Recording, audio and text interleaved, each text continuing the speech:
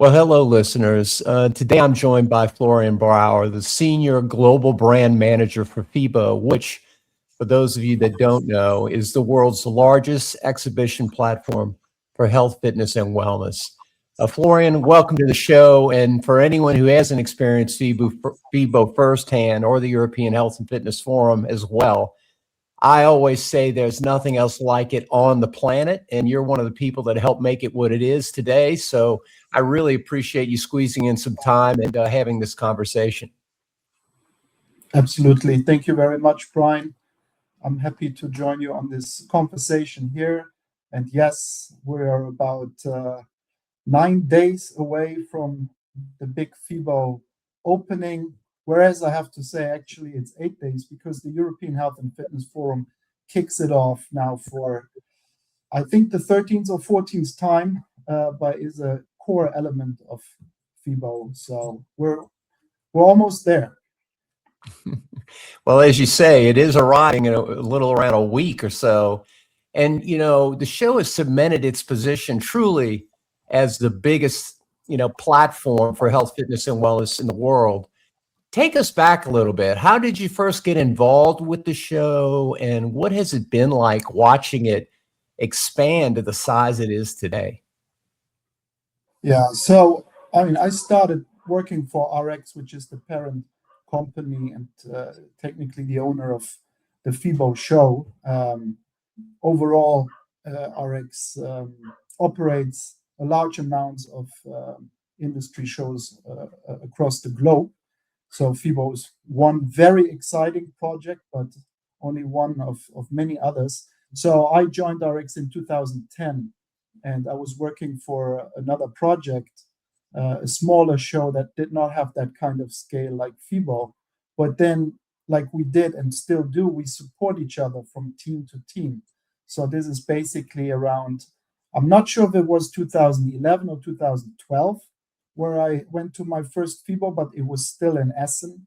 And I was blown away by the magical, how do I say, enthusiasm across that show floor and the energy.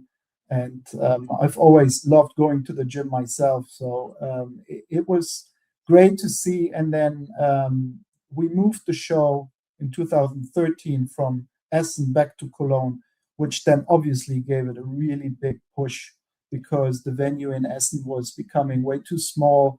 Hotel rooms were not available, etc., etc. But there was such a strong demand for participating in the show and for enlarging space, etc., etc. So ever since then, we came back to Cologne, and then, as you said, you could see year by year how it was growing and becoming more and more international, and up until it reached its peak around 2018, 19, and then unfortunately the pandemic stopped us from executing it for 3 editions basically, and then we've come back quite strong, I would say, since 22.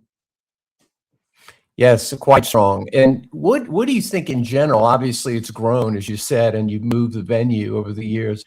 But do you see a single or major dramatic shift? I think I've seen a few, but what do you see over the years as far as the show character and kind of the type of exhibition it's become? I think, first of all, it is truly a global event. Yeah. I think it has become a lot more international than it was. There's really people coming from all over the world, but I would say the most dramatic shift is the transition from fitness more under the health umbrella. And FIBO, fitness and bodybuilding, this is how it started in 1985. And we've come a long journey since then. But I think now is really the positioning under the health umbrella, because this includes then so many more segments than the traditional fitness space. So I would say this paired, of course, with also the digital transformation. So this is all accelerating how we consume health and fitness these days. And yeah, you could really keep watching it over the years. Yeah, I agree with your sentiment. It has diversified away from fitness alone, for sure. It's really diversified away from fitness alone, for sure, and it's become so much broader in its health focus, with wellness and all the other aspects of recovery and all those dynamics. When you go to the show, it's fitness is a big component of it, but it's not certainly the only component. But you also, I've seen that, you've been actively expanding the footprint for FIBO, especially recently through FIBO Arabia. Why the push into the Middle East, and what does that market represent for health, fitness, and wellness in your view? I mean, when we looked at the Vision 2030 of especially Saudi Arabia, and in the beginning, the project was called FIBO Saudi. And then within the process, we changed it to FIBO Arabia just to approach, the entire Middle East region. But it has its heart within, Saudi Arabia and Riyadh. And the Vision 2030, which also wants to get more people healthy, is exactly our claim for a strong and healthy society with FIBO. So we just saw a really good match. And then when we looked at the market, we thought we really can bring something to the table where we bring these elements together, because you do have already existing events that focus more on the B2B side, others more on the B2C side. And we thought what we're good at is combining it and really showing the entire ecosystem. So we saw the potential and still see the potential for growth over the next couple of years. And we want to support the Saudi government, but also the Saudi people and the people from the Middle East, and be there and offer solutions. Is there anything about that market in particular that you've seen as being something that really stands out in your view on the industry space?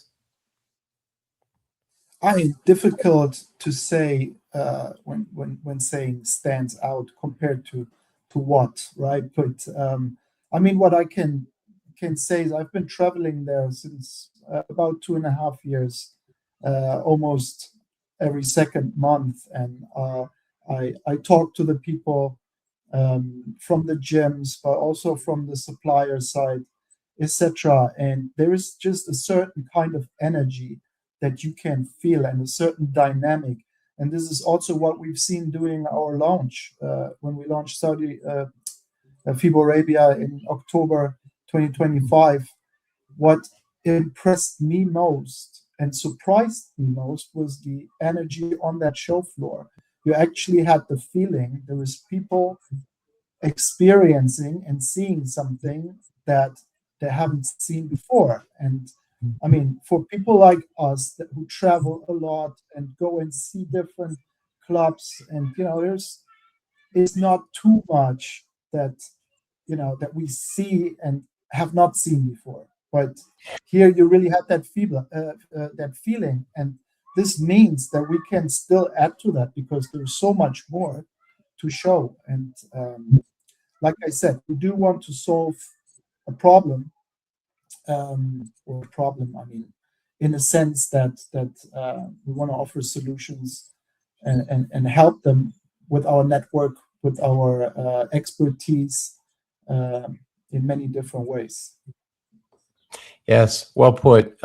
So this year, I know we're seeing you again host the Future Forum inside Convex Hall, and that includes some Fitness Industry Technology Council, our group, and other presenters as well on Friday. Tell us what that looks like, and other education and idea tracks that you do at FIBO, and to create this unique experience. Yeah. So, I mean, when you were asking also about the journey, one change is also coming more from let's say, product presentations, because lots of people come to FIBO for products, presentation, and to see innovation, etc. But also over the past couple of years, we have really strengthened the content program. And there's so many that I can't name them all. But of course, we have the Health and Fitness Forum, which is more, a full day of networking and gaining insights. There's the market report that's being presented every year. And I know this is a big pull factor for people to come. But for the second time, we're hosting the Longevity and Hospitality Summit because we see so much demand from the hotel industry learning more about integrating health and fitness solutions into their facilities. So we have this. We have a women's leadership event, and so on and so on. And then, of course, we have the Future Forum, which is set right in the heart of the Convex Hall. Convex Hall. Last year we had for the first time. It's a new additional hall that was built by the venue, and the setting is really to get all the innovators together from the tech part of the industry and give them a platform. So we have a 4-day program again at the Future Forum. The first day is designed by Eurobactive, the second day by our partner Vincenzo Lardinelli, and then on the weekend we have a mixed approach because it's targeting more also the end consumer as we open for the consumers. So we have the support by BSA, which is creating the content for that weekend. I got to tell you, for the audience, I've been going to the European Health Fitness Forum. I've been going to FIBO a long time, well over a decade, and I go to these events, and I think they are the best put together education tracks that you can find on the globe. So really, not only great information, great networking, and I think the way you do it is just very well done. So I highly recommend it if you haven't been there before for the audience. So Florian, obviously you have a perspective on the global health, fitness, and wellness industries that very few people have because you watch it firsthand. And you've seen it all going on from the front row seats, working around organizations and vendors and leaders across the globe. What pearls of wisdom can you share for people listening today regarding where you see the industry heading right now and some of the lessons you might have learned over the years? Yeah, I mean, I obviously come from a show organizational perspective. I'm not an operator and have never worked for an operator. Also, I've never worked for a supplier. I just have talked to a lot of them.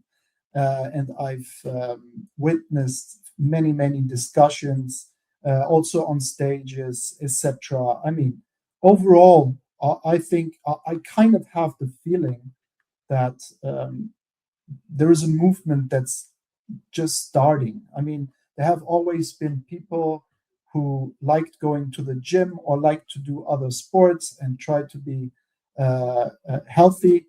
But now it seems like, that people are becoming so much more conscious about their health. And there are so many more tools coming back to the technological side, right? Which just accelerates the way, how we consume, how we train. And I'm pretty sure that more and more solutions will pop up, for us.